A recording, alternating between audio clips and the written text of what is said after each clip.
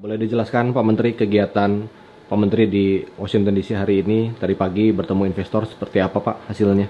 Oh, tadi pagi kita ketemu 18 investor besar, di antaranya yang besar adalah Goldman Sachs sama Fidelity, di samping yang lain juga besar-besar. Mereka sepertinya pengen menanyakan, ingin tahu komitmen kita terhadap pertumbuhan, terhadap anggaran seperti apa, dan masuk akal nggak.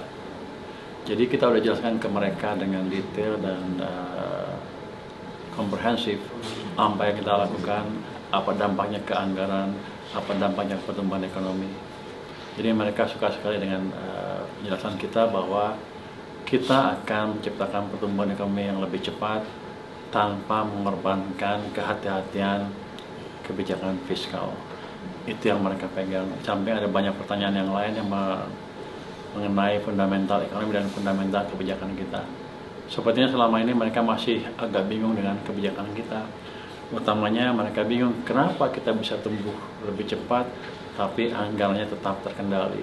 Kita jelaskan dengan gamblang pada pertemuan tadi pagi. Mereka tertarik di investasi di bidang apa Pak? Lebih spesifik ada nggak Pak kira-kira?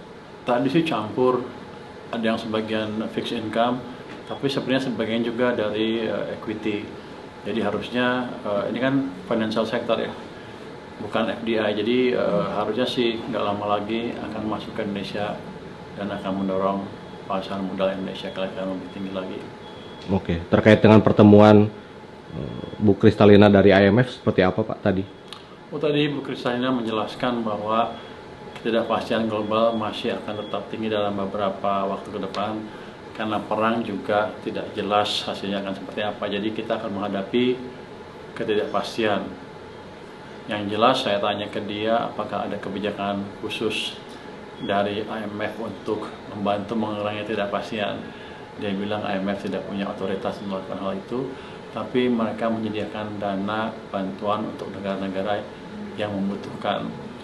Tentu saja Indonesia tidak membutuhkan karena anggaran kita cukup baik dan kita masih punya bantalan yang cukup besar yaitu 420 triliun yang saya bilang sebelumnya.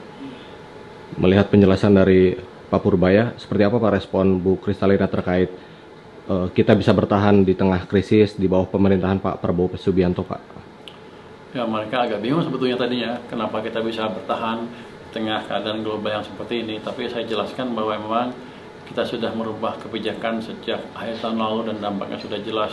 Jadi ekonomi kita sedang mengalami percepatan ketika ada tambahan shock dari ketidakpastian global dari harga minyak yang tinggi sehingga kita bisa menyerap shock yang terjadi. Dan dia kelihatannya senang dengan keadaan seperti itu, tapi mereka tidak akan melakukan kebijakan khusus untuk membantu negara-negara lain, tapi yang jelas mereka akan memberitahukan ke seluruh dunia negara-negara mana saja yang performanya bagus. Terkait pertemuan dengan World Bank dan barusan dengan S&P agensi Pak, seperti apa penilaian mereka terhadap strategi fiskal ekonomi kita di bawah pemerintah Presiden Prabowo Subianto Pak? World Bank dan rating agency amat puas dengan penjelasan kita tentang strategi kita. Jadi keraguan tentang apakah kita bisa menjalankan kebijakan yang fiskal yang baik dan menciptakan pertumbuhan yang baik pada saat yang bersamaan sepertinya sudah hilang. World Bank bahkan menggali lebih dalam bentuk kerjasama yang saling menguntungkan antara kita dengan World Bank.